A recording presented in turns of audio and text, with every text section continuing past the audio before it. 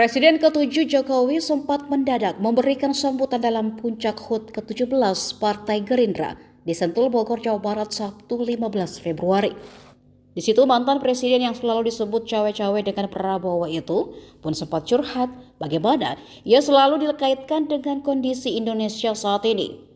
Ia berkelakar jika sekarang ini setiap ada masalah yang terjadi, dirinya lah yang selalu disalahkan. Seolah pengkritik itu tidak berani menyalahkan Prabowo. Sontak saja seisi gedung tertawa, termasuk Presiden Prabowo yang terlihat sampai tertawa ngakak. Saya boleh menyampaikan Presiden Prabowo ini adalah presiden dengan dukungan terkuat, baik dari rakyat maupun dari DPR.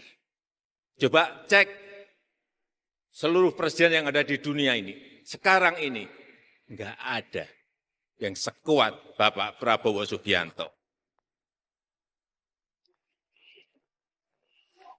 Saking kuatnya, sampai detik ini saya tidak melihat ada yang berani mengkritik.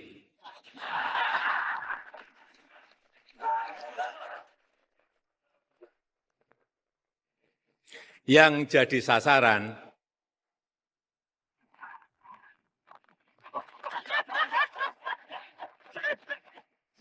jadi sasaran adalah Jokowi. Karena saking kuatnya Bapak Presiden Prabowo Subianto. Dikit-dikit yang salah Jokowi, dikit-dikit yang salah Jokowi, dikit-dikit yang salah Jokowi. Coba sekali-sekali nyalain Pak Prabowo.